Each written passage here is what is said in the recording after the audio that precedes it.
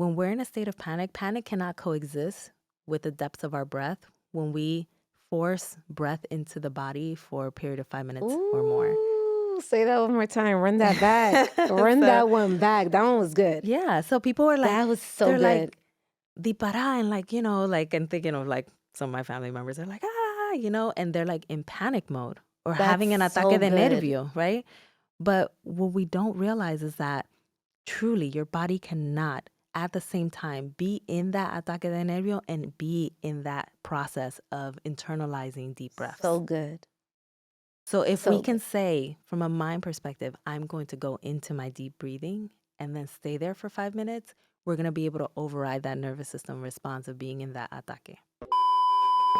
Oh my gracious. Even back in high school, Jennifer inspired more than Y cambié la imagen por vender bitcoins. Come on, shake your body, baby, do that conga.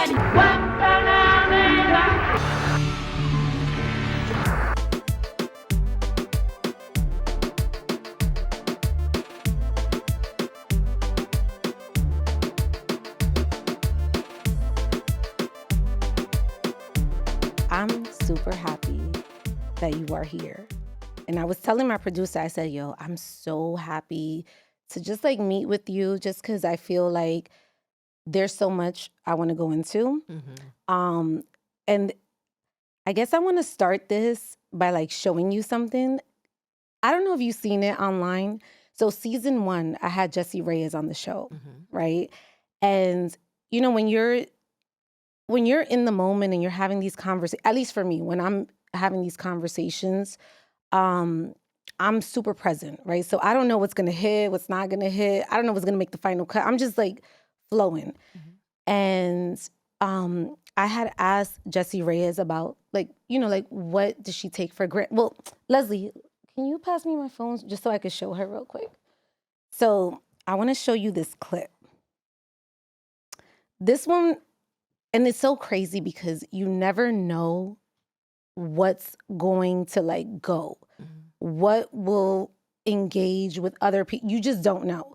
So this clip, for some reason, it just hit on a different level, but I want to show it to you.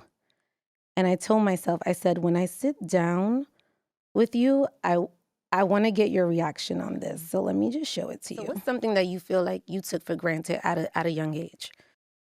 They gotta be Family some. parties. Mm. Yeah. I still had a great time and I loved it, but I wish I would have known that, like, damn. I wish I would have known that, like, It's okay. life changes. Like, Yeah. you know, and like, I was really lucky that my mom is the youngest of 11. And a lot of the family, my mom's side, a lot of the family came over to Canada. So a lot of my cousins are there. And because she's the youngest of 11, by default, I'm the youngest of my generation of cousins. And so it was a lot of like me tagging around and being the youngest.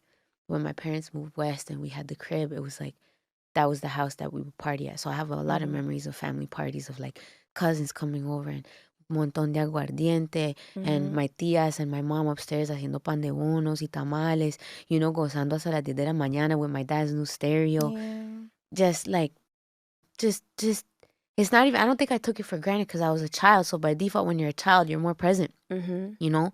But it would have been nice to, I just didn't know that it was going to change. Because you get used to that and you think, my cousins are never going to move away. Yeah. We're going to be like this forever. And then all of a sudden people are adults and all of a sudden people are married and all of a sudden people are moving across the country and it's like, damn, but at least we have the memory. It's crazy, right? Ugh, I remember seeing that. You remember and seeing that? I do. And I thought to myself, the world needs a hug. The world needs a hug. Yeah. Because all the comments that I was reading was like, wow, I wish I had this moment. Wow, if only we knew this was going to be the last of it. I wish I could connect. If it was like all those comments. So I wonder for you, like, what did you take from that clip?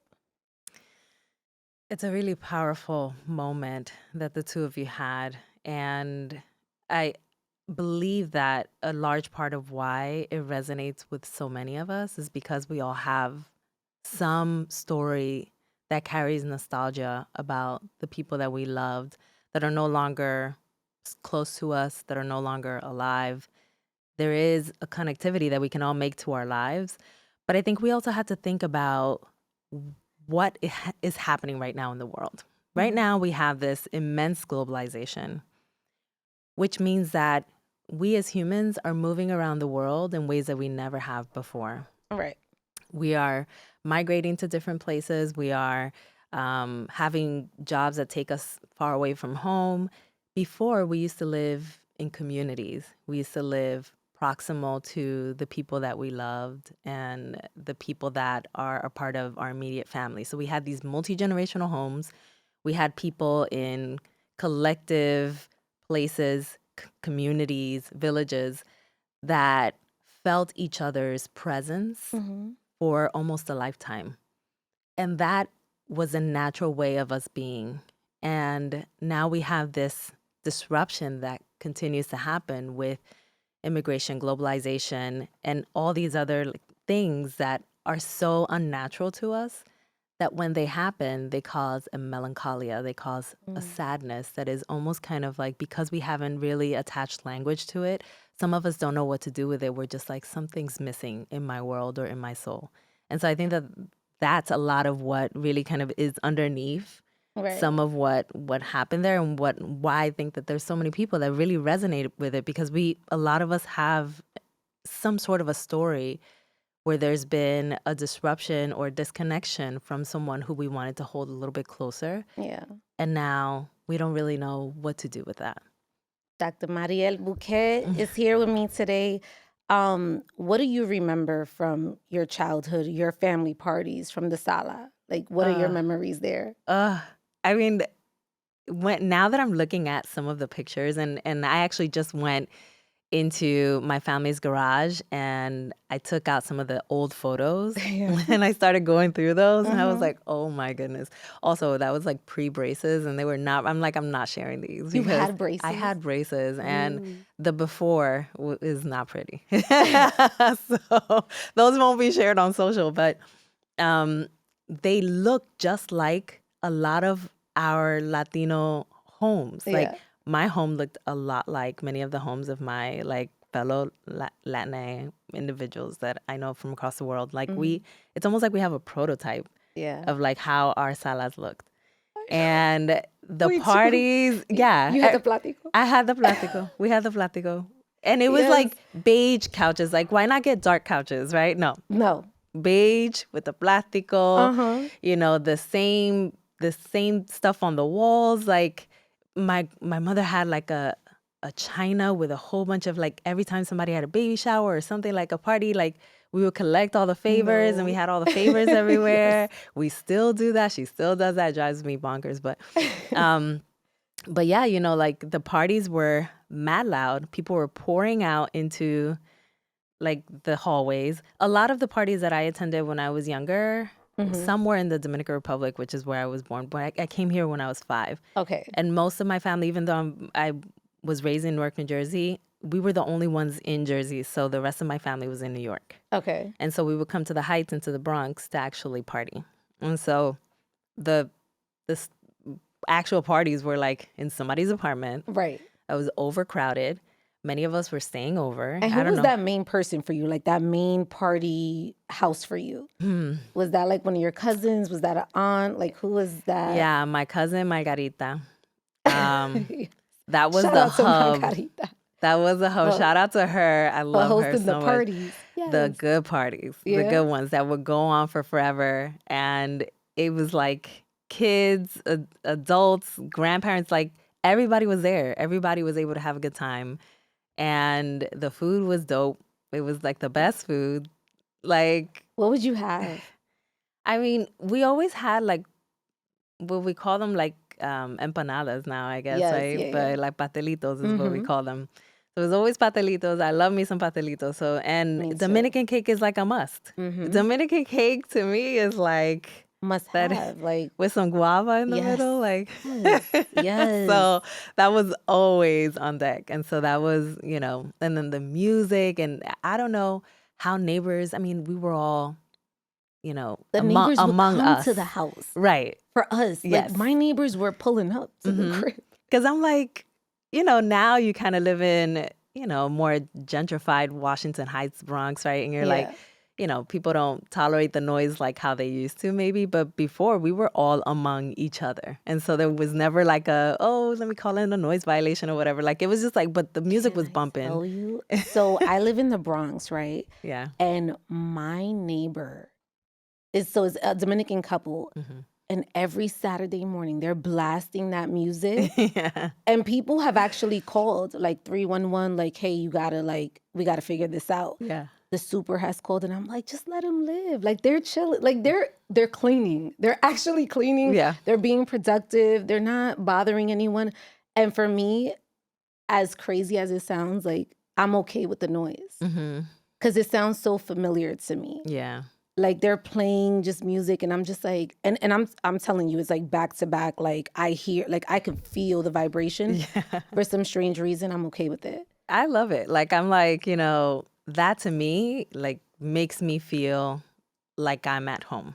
Yeah. Like, it makes me feel protected. Mhm. I feel like I know that somewhere there's someone close by, even if it's not my family member, that I can, like, I can go to if there's any, like, I feel there's only good feelings that come up for me usually when I hear that somebody's bumping music that I grew up listening to. So I love that for us. And like, I think about it like, like if you are, let's say you're like in, walking down the street and you see that there's a bug and you're annoyed that there's a bug, and like you want to squash it or something. Or like, for example, in Florida, I remember I was like at a restaurant and an iguana passed by and they shooed the iguana like it was like bothering us. But I'm like, we're stepping into its habitat. That's and we're right. like creating buildings and restaurants and all these things on top of, like it's almost kind of the same, like people are coming into our neighborhoods, not realizing that there's already like a system in place. And that system is we clean on Saturdays typically That's with right. loud music. And that's something that's actually profoundly healing. The vibrations are healing, the humming is healing, the singing is healing. And so in that moment, we're also healing. We're cleaning and we're healing. And so you're disrupting what is natural for our environment. That's right. And It's so not funny. understanding. It's funny that you say that because, so my mom has Alzheimer's, and one of the studies that we're doing with my mom now is this music study. So for some reason, the doctors are saying that music and memories play a huge role, right? So Yeah. like you can hear a tune and it'll take you back to this memory. And my mom, anyone that knows my mom, she loves music.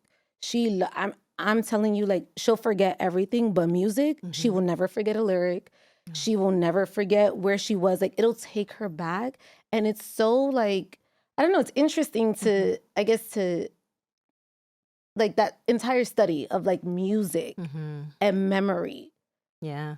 Because our bodies have memory centers and we remember things. That's why when like you smell a familiar smell, you're like, oh, where have I smelled that before? Like, where is that from? And we have to think about the ways that, our senses are memory retrievers. And so each one of our senses, some are more potent than others, but each one of our senses has a way to retrieve powerful memories from moments when we felt safe, when we felt unsafe. And so if we can activate moments when we felt connected, safe, in relationship, loved, for individuals that are in the process of, an Alzheimer's disease, it can be very therapeutic, healthy, and healing. Because what we tend to see more is people saying, hey, do you remember me? Remember my name? Hey, I'm this person. Versus actually using the senses to actually retrieve those memories. So it's a beautiful way that, they're helping your mom. I'm really glad that you've been able to find that for her. Yeah, it's so funny because sometimes we'll go to the doctor and they'll be like, hey, do you know who she is? And she'll be like, no, but you'll play her anything. Like I recently took her to see La India and she was every song she knew. And I'm like, so to me, I'm thinking, I'm like, well, is the disease real? Because Mm. you remember this.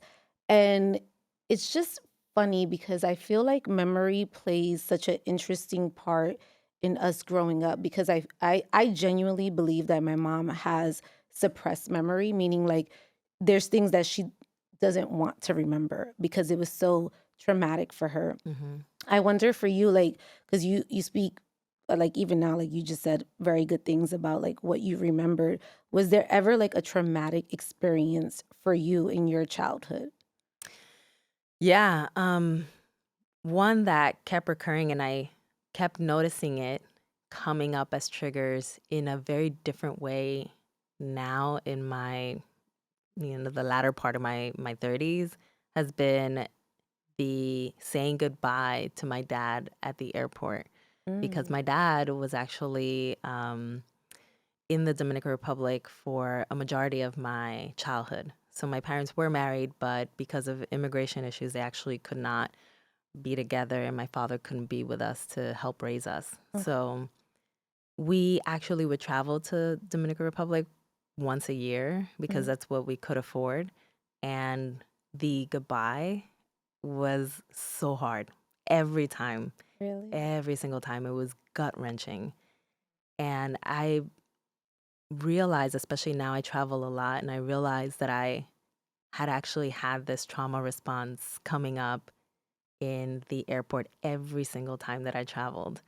And it started coming up by way of me thinking, always thinking that I was missing something, or that I messed up something and someone needed to come and get me. Either I needed to catch the Uber back to my home, or if I was getting picked up, that I need something needed to happen. And it was this experience of inner chaos that needed to happen while I was in an airport setting, which Mm. I felt was really fascinating until I was like, why here every time? But you didn't recognize it at that time. Well, interestingly enough, the insight came to me at the airport, but it came to me at the gate, where I was like, why every time? Right. Right. Like, I did have my ID, I did have my passport, I did have all the things that were my essentials, and I didn't need to go back home. I remember that one time when I finally gained the insight, I had actually called my sister, who was the person that dropped me off, and I was like, you need to come back, I don't have my ID. And she's like, Mari. And I'm like, I know. Oh, no, wait, it's here. She's like, come on, girl. And so Yeah. that's when I realized I'm perpetuating this trauma response in a different way for myself, because I cannot feel ease in an airport setting. I must be in chaos. And so Mm. that's when I was realizing that there's so much pain in airports for me. And mind you, like, I still fly out of Newark Airport, and that was the airport that we flew out of every single time. Mm. So it's like you're revisiting that moment every Same. single time. And it's just so profoundly traumatic. I mean, I think that for anybody who has had a separation, people that are in distant countries from their loved ones, you'll get it, right? And that's why I talked about that melancholy. Like, we feel this deepened sadness, or this deepened inner chaos, as I've experienced it, because for me, it just showed up as anxiety. Right. And it becomes this profound, almost kind of like integrated experience into the person that you are. It doesn't need to be that way. It doesn't need to stay that way, which is why, of course, like I operate as a psychologist and as a healer, and I therapize myself too. Is But that a thing? Can you do that? Can you therapize yourself? Like, I mean, can, like, how do you do that? Like, I'm just I know. curious. So the thing about, I think, most psychologists is that there's a lot of psychological defenses, and we tend to be intellectualizers, which means that Okay. we, like, instead of, like, just being in ourselves and in the moment and really like feeling our emotions, we're like, I'm feeling that. Like, you just kind of like Right. name it, and like you overanalyze yourself, which is tricky, but sometimes it can be really helpful, because I can sit with myself and say, that's what was happening. Oh, okay. And even, I had a really beautiful conversation with my dad the other day. And as he's talking to me, I'm like, oh, wow, he's really trying to gain insight in this area. And I was able to, like, almost kind of have a second brain Mm-hmm. operating at the same time that I was also taking in my father's words. So it can be Mm. helpful, but, it can, if it's overdone, you can over intellectualize and not really be in your emotions, and you can be hyper rational and not really feel your humanness, which is also really essential for us to just be healthy. Right. I want to ask, what is your definition of the word triggered? When someone says they are triggered, they are being triggered by someone or something, what does that mean? A trigger is a memory, and typically it's a body memory, but it's also mind memory. So a trigger is when a person has anything in their environment that brings them back to a moment when they felt unsafe. And that anything in their environment can be produced by way of the senses. So it's something that you see that brings you back, something you smell, it's something that you taste and you're like, oh, I had that same taste when, or that same like whatever that I had back then when, I was in that really violent argument, let's say, right? Like, so it's anything that is in our environment that is then taken in by our senses that creates a memory. Now, there's also an internal type of trigger. And what that is like if you feel a sense of sadness or sorrow, that can actually remind you of a time when you were in deep sorrow. So it's our Interesting. own emotions can be triggers. Okay. Our own like thoughts can be triggers. And so we also have these internal triggers that are, possibilities for a remembrance of something that happened in the past. So there's so much there. And I told you, I said there's so much I want to get Yeah, into. I was ready. I'm ready. So I grew up with 6 people in the household. So big family, mother and father divorced. I was very young when my mom and dad got divorced. I actually have a brother that we're 3 months apart. And it wasn't until I was 14, believe it or not, I was 14 years old. I'll never forget. And I remember looking at my brother and I said, when's your birthday? And I said, how old are you? He said, I'm 14. I'm like, wait, we're both 14? And I just remember being so angry at my mom. Like, why wouldn't you tell me this? How are we 3 months apart? And then it clicked like, Papi cheated on mommy? And it made me so angry to the point that I absolutely disliked my stepmother. Like, I did not give her time or day. I didn't even give her a chance at all because I was just like, you were the one that stepped into this. I'm the older sister. I'm 3 months older. And I kept saying that I'm 3 months older. And I never, even to this day, I never had a conversation with Bobby like, well, why? Like, what happened? And I don't know if I could muster up, maybe there would be a time where I could like muster up the energy to even ask him. There's always 2 sides to the story, so you'll never really know. But I just remember being so angry at my mom. So a lot of my childhood, I was just so angry. But what if someone is still living in that trauma? How do you then separate and, I guess, operate on a higher level while the chaos is happening beneath? It takes a lot of willpower because the hardest thing to do when you're someone that is in healing or trying to elevate or trying to expand is to be or go back to the places that are, I call them diseased, or the places that hurt you to begin with. And so when you're still swimming in the pool and the pool has poo in it, right? Like, Yeah. like you're gonna become infected by it, right? Like you can take as many antibiotics as you wish to take. There's always gonna be a risk for infection. And so many times that is why people decide that they're gonna disjoint, right? And take an alternate path and do the healing separately because that's the only way that they believe they will be able to survive, and many times is the only way that they can. But for the people that actually can't do that, the change can happen. It's just going to look a lot more microscopic. And the thing about it looking more microscopic is that sometimes people lose hope because they're not seeing this monumental change happening in their lives because they're still very much deep in the place that is continuing to re-injure the wound that's already there. What about for you? Like, when did you make the decision, like, okay, I want this to be my practice. I'm going to study this. I'm going to make this I guess, change because this is not the norm, honestly, for us. Like culturally, this is Yeah. not what we grew up in. And the way mental health is being spread around today, that was not how it was for us back then. No one was saying mental health at all. No. So I guess at what moment did you say, this is what I want to do? You know, I always believe that there are moments in our lives when we get like little bits and pieces of messages of what we're supposed to be on this earth to do. And I do believe that that came to me at a very young age, but I just never knew what to do with it. Primarily because therapy is not only something that we don't necessarily like talk about or do or go to traditionally in our communities, but also because I didn't even know it was a profession that I could actually get into. Like there was no guidance, no nothing around that. And therapy and psychology is actually my second career.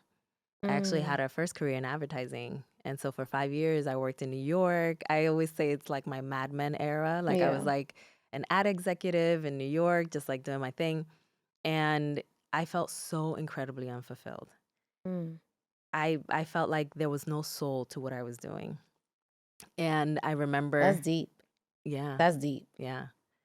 And it's probably the first time I actually said it that way, but it's Yeah. the reality of my experience. It was monetizing on behalf of a corporation. It was literally like I was a tool for capitalism. There was no actual experience of self-fulfillment or collective fulfillment that I saw in my environments in advertising. Mm. And it really pushed me in the direction of taking on volunteering as a way to pass time that could actually feel like I was depositing good into other people's lives or actually doing something with my time that actually had some sort of an impact. And I went back to Newark, to my hometown, and I started volunteering. I started volunteering at night, on the weekends. Sometimes I worked in a suicide hotline, so I would actually go to work and work my full hours and then go to the suicide hotline and actually take overnight hours and then shower there and come back to work.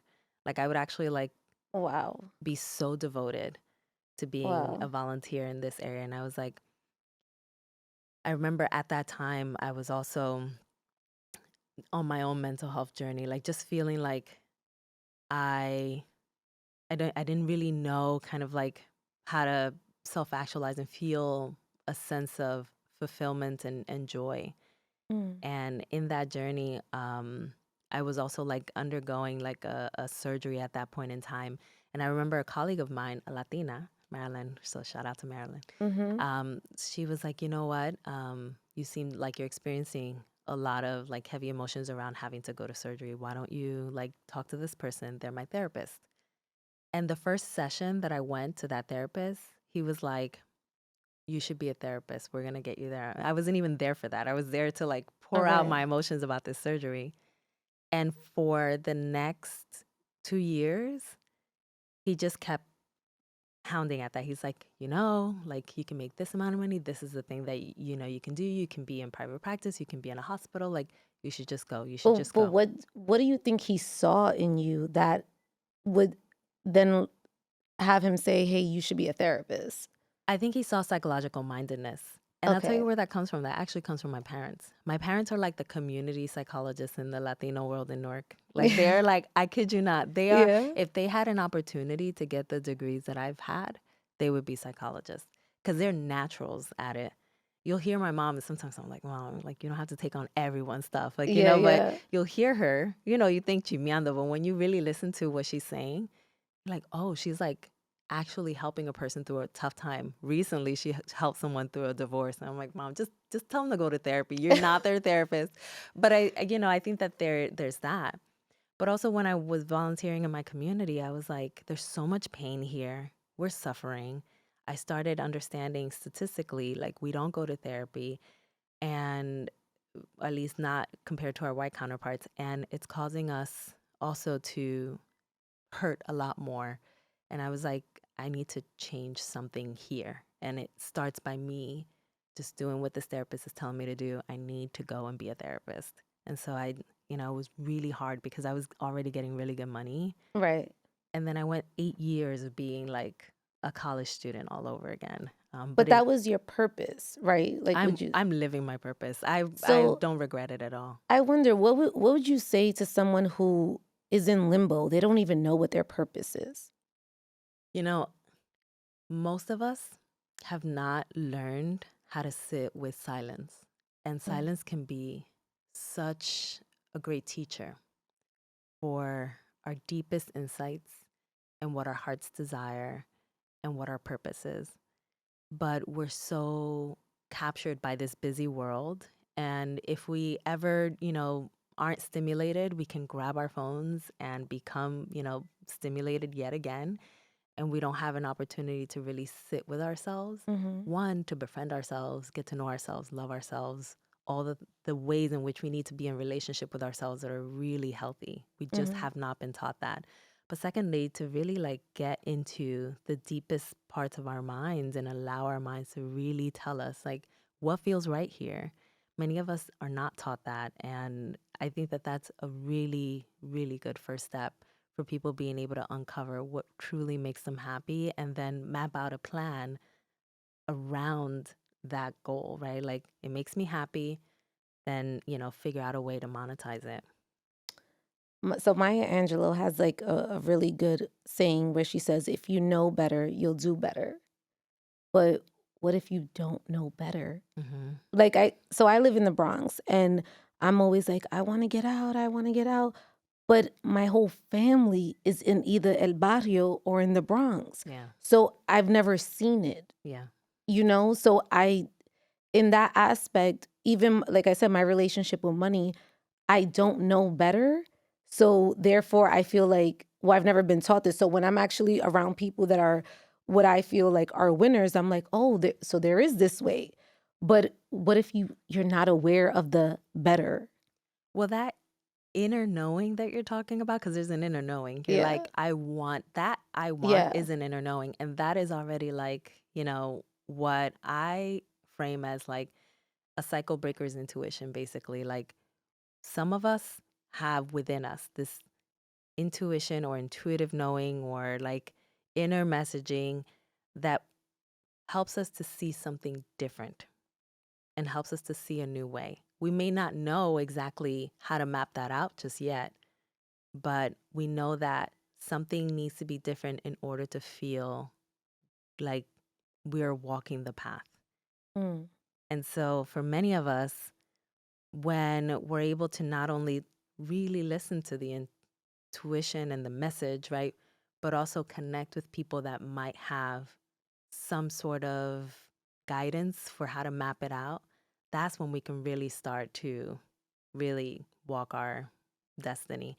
Right. I didn't know anything about therapy, not a thing. I simply went to this appointment, and while I was there, I had an expert. I was able to ask the questions, well, how do I do it? What do I need? You need a master's and a doctorate. You need to be able to, first step, take the GRE, the graduate record exam, right? In order to actually get into a university. And so I had no idea what I was doing, but I was asking the questions so that people could guide me so that I can get to my destiny.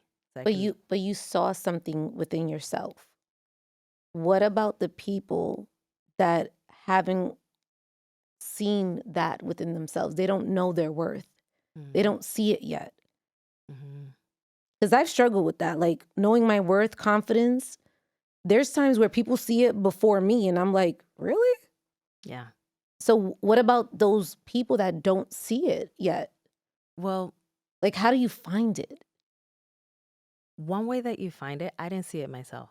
So Okay. this person told me, you need to be a therapist, right? Like who would have ever thought, like in a million years, that I would have ever gone into psychology? I would have never, if you would have asked 10-year-old me, I would have never told you that. Right. The same with my family. My family, they have like their quirks and their things, and they can drive me, up a wall Yeah. sometimes, but they're very, very much like, I would say like they have a way to see things in me that I sometimes can't see in myself. Mm. And my sister, especially, she's my older sister by 3 years, and she constantly says these things to me where I'm like, she'll be like, sis, you're the prize. And I'm like, I am the prize. I didn't think about that, right? Like if I'm like going through, a tough breakup, like, you are the prize. And so it's a reframe, and it's something that's being said to me or deposited into my mind that I can then make the choice to internalize and do something with, or I can just discard like, nah, not really. But I've had people in my life that have given me something here and there. So I have been very fortunate in that way, right? I know that a lot of us don't get that. Yeah. And perhaps it's up to us, the people that have had that, to then deposit forward, right? To mentor forward, to go back into our communities and talk to especially younger Latinas, Yeah. especially because the status of the mental health of young Latinas right now is plummeting at a record level.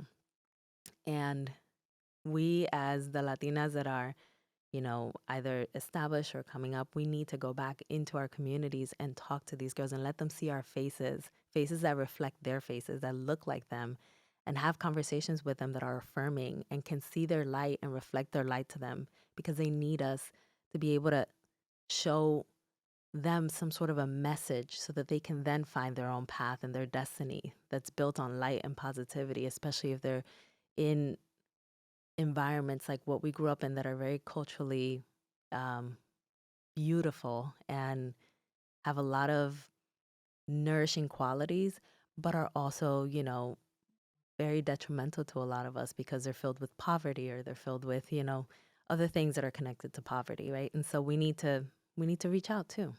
What do you think is like the cycle that we need to break? And I'm just saying that because you have a book that's Yeah. coming out, Break Yeah. the Cycle. Yeah. What do you think in our community, in our culture, what is the cycle that we must break?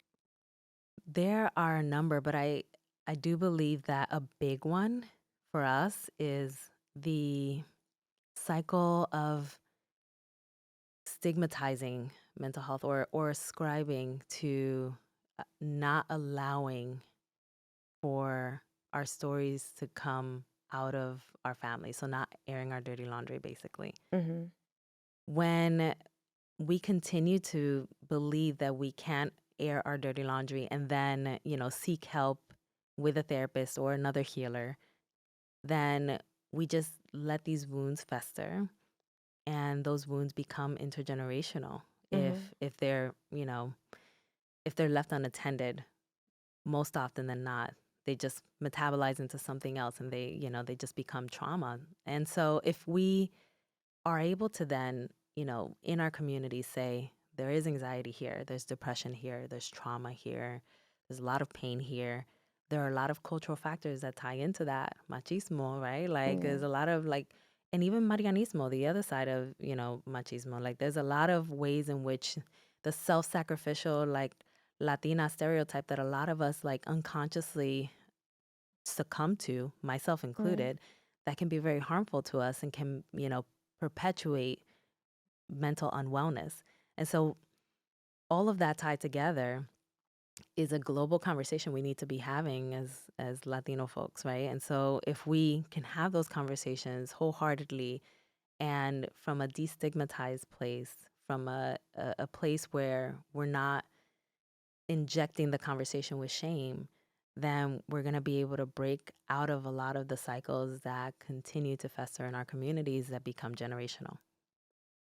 I think also, and I'm not too sure, so you got to chime in this one, but also when you bring the conversation up of therapy, right? I remember when I brought the conversation up to my family, like, hey, I think we should get a family therapist. There were people in my family that were like, Mm-hmm. if you want to seek therapy, that you do that, but we're not going to do that. So how do you then bring the family together? Like if it is a family issue, but some family members don't want to deal with the issue, how does it then get resolved? Well, you have to meet people where they're at.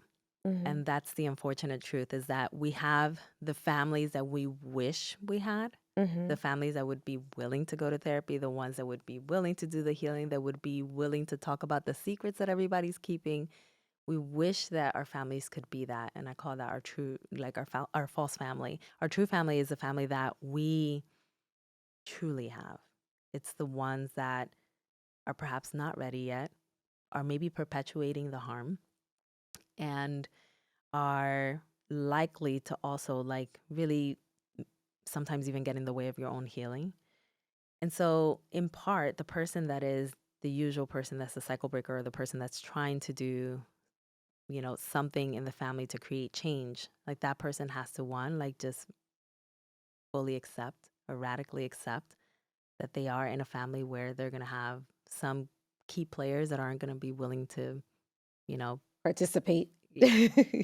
and then also we have to be willing to acknowledge that our healing, our individual healing, is also a very powerful source of healing for our families. When we heal ourselves and we go back into those same environments, it's almost like we have a bit of a force field around us, because we've been able to actually like do some of the work to not feed into the dynamics. And so the more that we can do that, and that we can be willing to do that work separately and then bring ourselves back into our families in a way that feels more just healed and elevated, the more that we'll be able to, not feed into the dynamic that's causing harm to everybody else. So, one is radical acceptance. The other is really being willing to just focus on your own healing. And then if anybody else feels motivated, or they feel like they want some of that light that you have, then you can tell them where you got it from, whether it was therapy, another type of healing. And hopefully that's going to be, something that they're going to be willing to do, just by way of seeing the change in you. You speak so calm, Dr. Mariel. I do. You're very calm. I wonder, do you ever get angry? Oh, yeah, I'm Latina. Do you? I'm Dominican.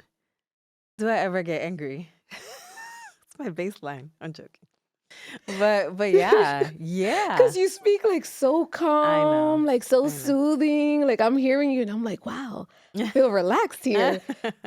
So you do. Yeah. There's times where you're like, you're going I'm a through firecracker, yeah. it. She said, I'm a Absolutely. fire. What's your sign? I'm a Taurus. Ooh. And people usually ask me about my rising. I'm rising Virgo and everything. I have no idea what it means. No clue. My cousin tells me, like, she tries to school me every time, and I always forget. Right. But You're like, I don't know. but I'm a full-on Taurus, like Okay. stubborn, Yeah. very earthy and grounded, Okay. and incredibly loyal. And I'm very loving, very loving. The idea of grace, right? Because that's like a popular term now. Like, oh, we should give this person grace. Let's show them some grace. What does that mean to you? Showing someone some grace. Like the term grace, what is that? Break that down for us. I think it's more about seeing the whole human that's in front of us, with their capacity to fault, just like we have a capacity to do that. I think that's what it means. When I feel like I'm fully seen by the people that I know love me, I'm fully seen with all of my stuff. And they show me grace because they understand where my wounding is, they understand where my strengths are. And so the fact that they are able to see the full complexity of the human that I am, that helps me to feel truly and profoundly seen. I think that that's where grace extends from. It's from really seeing a person with all of their faults. I think that it comes up when we're talking about our parents. For sure. Right? 100%. It's like what we can't necessarily like say, oh, okay, they've been hurt, so they hurt me, right? Like it's not as simple as that, but there are a lot of complexities that they've had to go through, and a lot of traumas that they've had to go through, and they didn't have the tools. They didn't have podcasts, they didn't have books, they didn't have literally anything, conversations. They didn't have therapists, they didn't have anyone. They may have had like a community healer, or, like someone in a church environment, like maybe, their friends, but they didn't have the abundance of the healing tools that we have. I say that always, like we have intergenerational privilege in this generation of having this amount of resources available to us on our phones. And that crosses socioeconomic status. Like a lot of us, even individuals that are, where I come from, like even in working class, have access to phones and mobile devices that are smart. And by way of that, may have access to healing tools as well, right? Social media.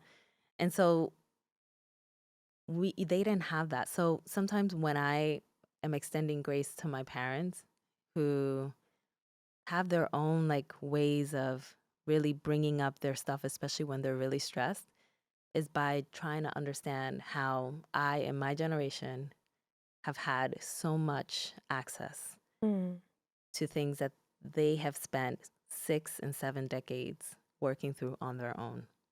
And that helps me a little bit with being able to show them grace because I see them fully. All their pain, all the ways that they didn't get an opportunity to really have their pain nourished, and the ways that they've perpetuated hurt to myself and my sister because they didn't know how to step up and do better and be more emotionally attuned and aware and mature. And it's a tough pill to swallow. It's my own journey, right? It's a tough pill to swallow. And it's not how everybody's going to look at it, but I do feel like grace has looked like that for myself with my parents. How does grace look for you? It takes on a little bit of a different, like how do you show yourself grace? I actually talk to myself. And I talk to myself by using the nickname that my family uses for me, which is Mari. And so I'll say like, what do you need, Mari? What do you need right now? And sometimes I even like, it may sound like self-pity, but it's not. It's actually compassion and love. Well, I'll say to myself, oh, Mari, like you suffered a lot. I really feel for you. It's like I'm talking to myself in the nurturing voice that I need and desire in that very moment. That's interesting. Mm-hmm. What about, because I'm the opposite. I'm hard on myself. So I'm like, no, you should have done this. Like if I miss a workout in the morning, I'm like, no, you should have worked out. Why didn't you work out today? You had all the time in the world. Why didn't you get up? Why'd you go out last night? Yes. Yeah. So I'm like the total opposite of that. I That's a wonder lot for someone easier. that's like always constantly hard on themselves, that is like competing with themselves. It's a lot easier to go there because the brain naturally goes there.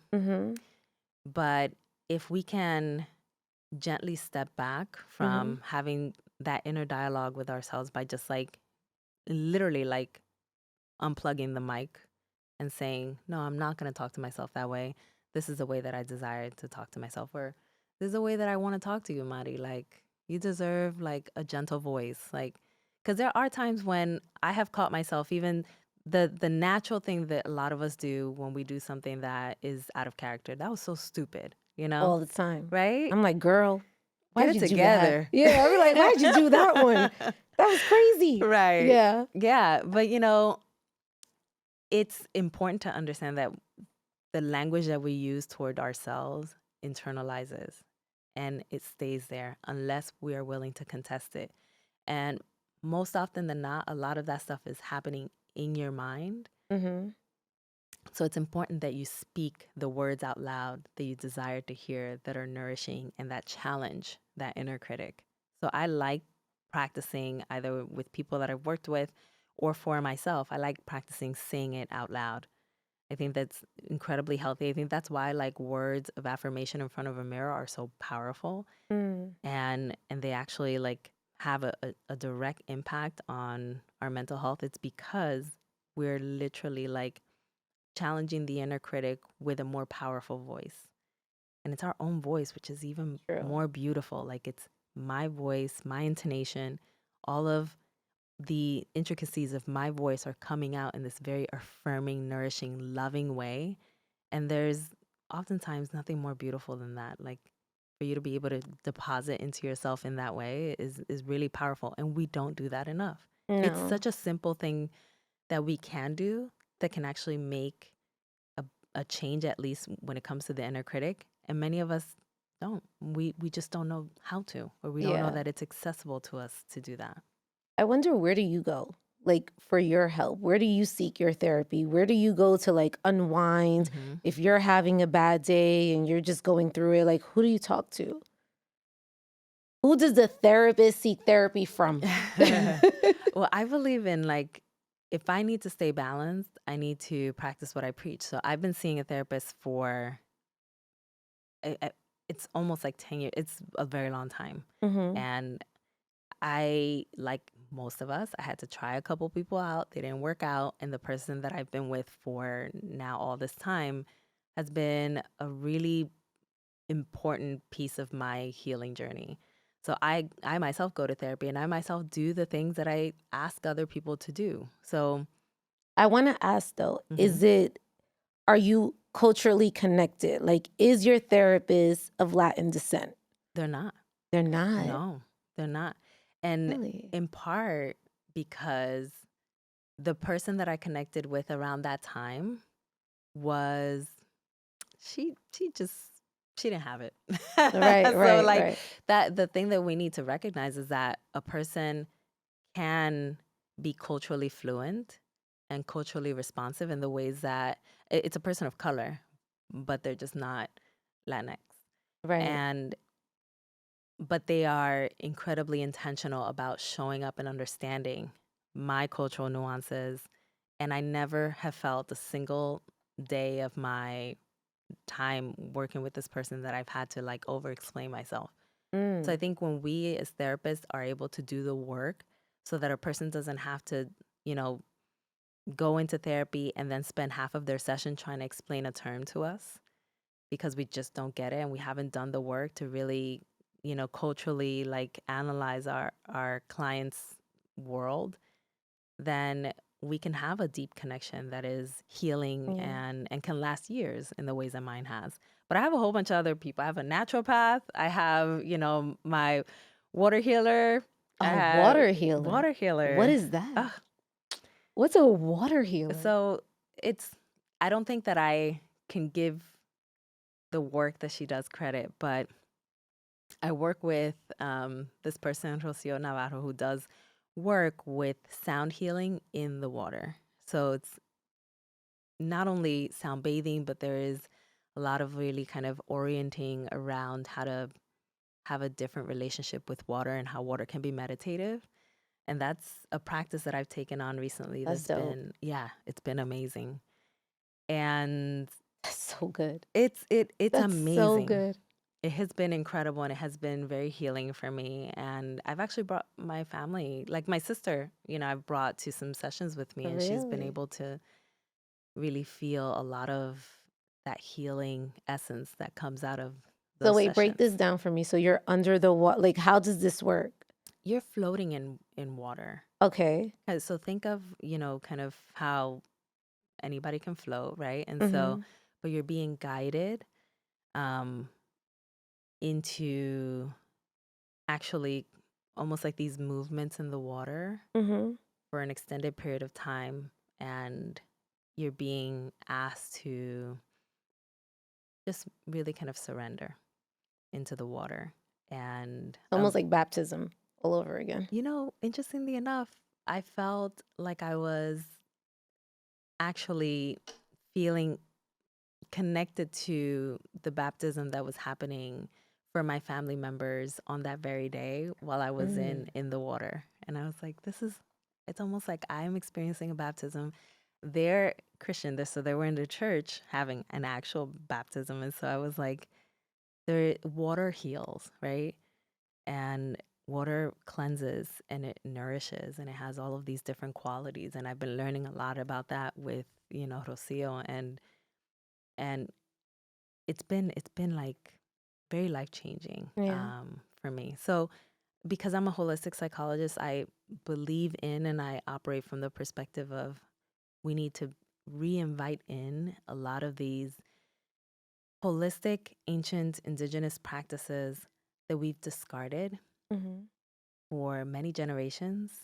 And we've been ill as a society as a result because we've been disconnected from our roots.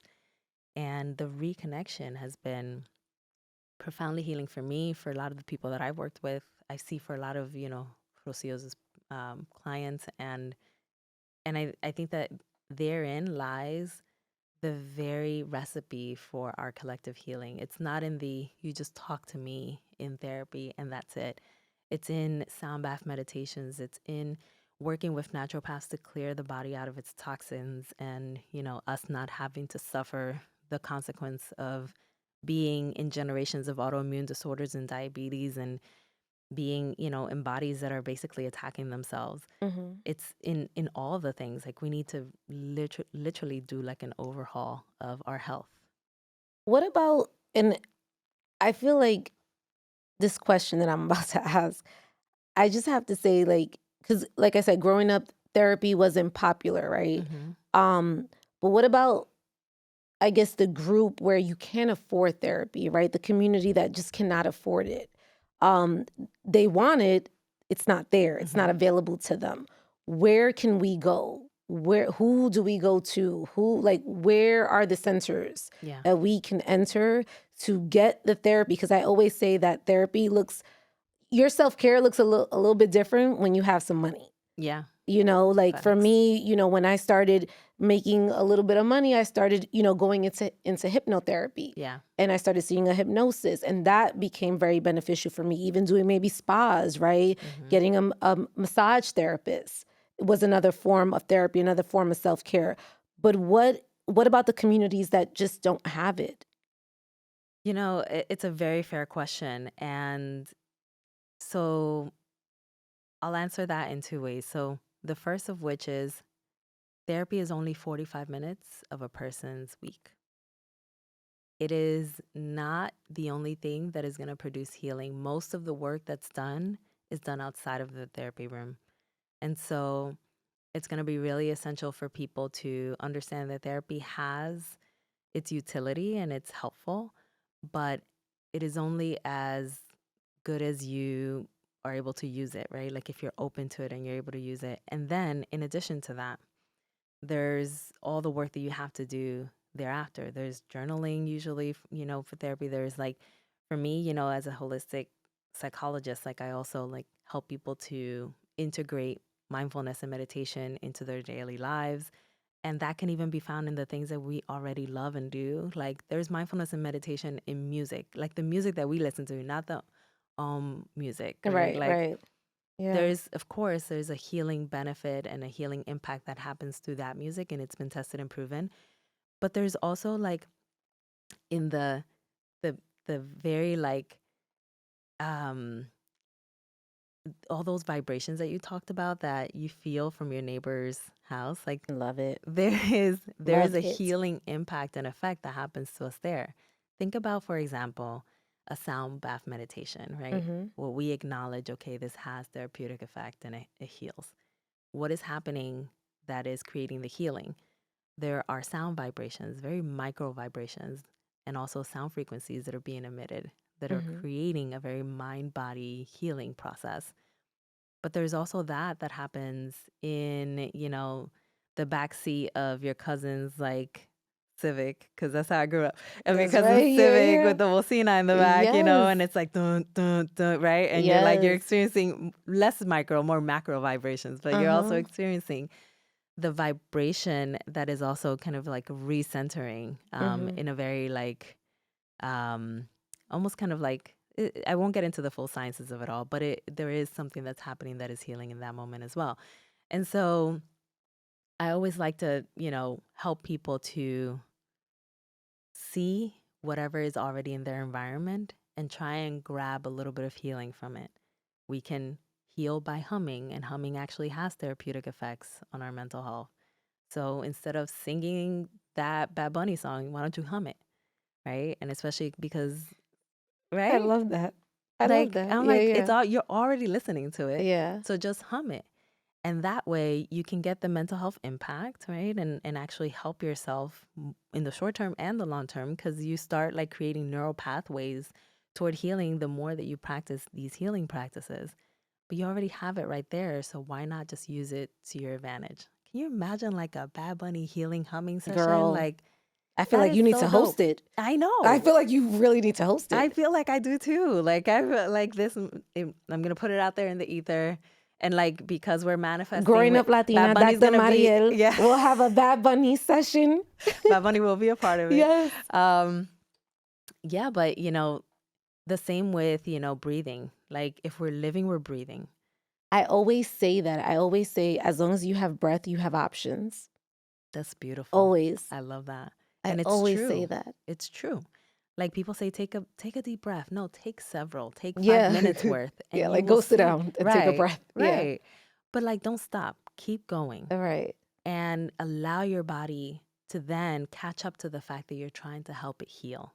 Because things that we don't know from a scientific perspective is that when we're in a state of panic, panic cannot coexist with the depths of our breath when we force breath into the body for a period of 5 minutes or more. Ooh, say that one more time. Run that back. Run So, that one back. That one was good. yeah. So people are like, That was so they're good. like, di para, and like, you know, like, and thinking of like some of my family members are like, you know, and they're like in panic mode or That's having an so ataque de good. nervio, right?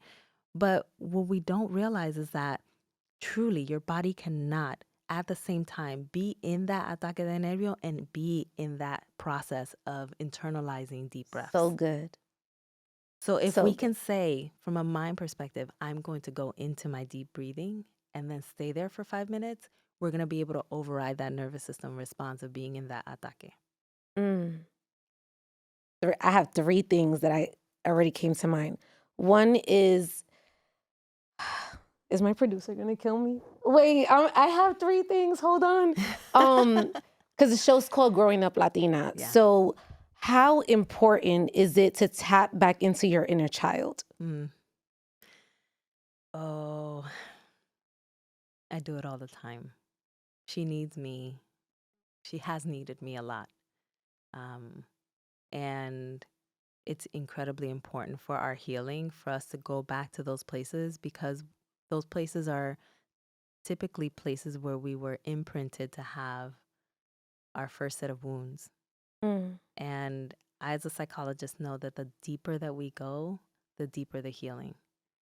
And so for me to be able to go back into my own wounds, I had to go back to that initial separation from my father and all those tears and the feeling of desperation of not wanting to see him leave. It needed to happen for me to go back into my inner child and tell her that she's okay now, that I can take care of her, and do that over and over again with all of those moments when I kept being re-triggered. And that's the thing that we need to do for ourselves continuously. So it's incredibly important. I see it from a personal perspective, how therapeutic it has been, but I've seen it 1,000 times over when I'm working with others. Okay. And then also fear. What is your biggest fear?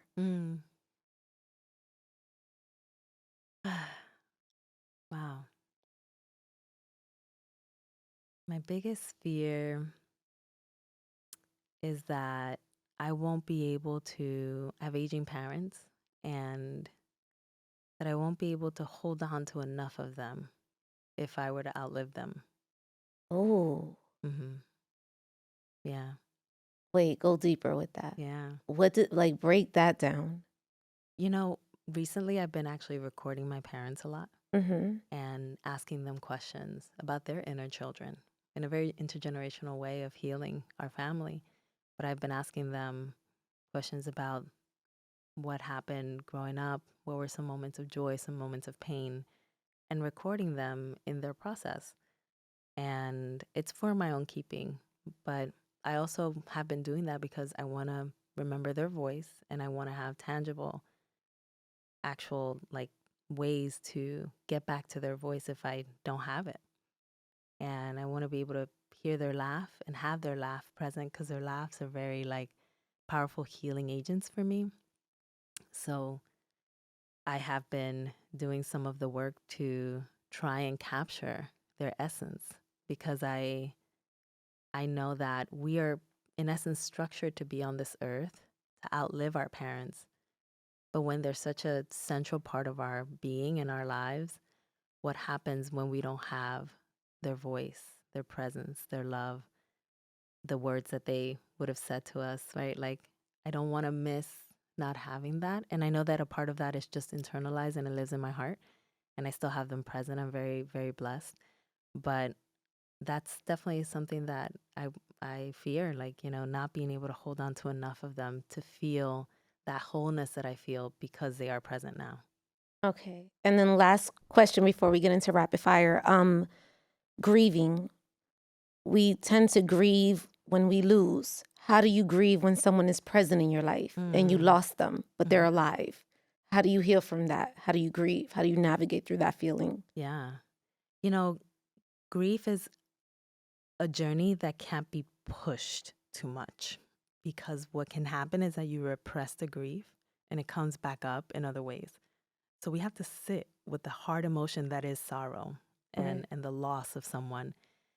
And at times when it becomes too hard and we really want to let go, let's say it's a broken relationship, I say, and I mentioned this like even in the book, we have to attend their funeral.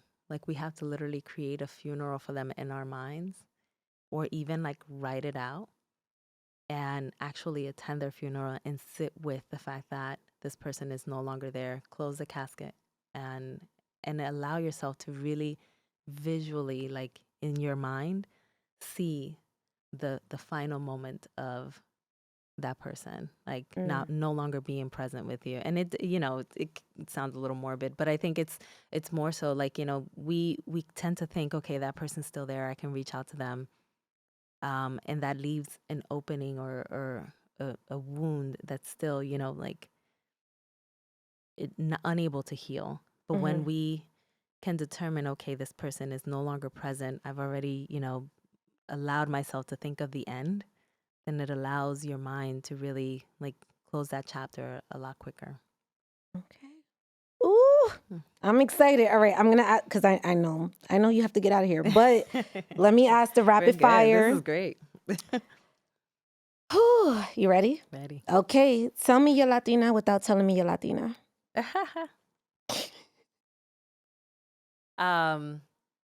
I forget, Spanish is my first language, so I forget words in English, so I'll just say them in Spanish and people just have to adjust. Okay. True. What's one thing you need in the morning? I really need to be able to feel my dogs around me. Like they're waking up Really? before me. Yeah. What kind of dogs do you have? I have a Yorkie and They're a mini barkers. poodle. I grew up with a Yorkie. They bark. They bark so Girl. much. Oh, it's frustrating. But when they wake up in the morning, it's really comical, and it gives me like a boost of energy in the morning to see like how they're so excited, and I love that. If you had the Last Supper with 3 Latinas, who would it be?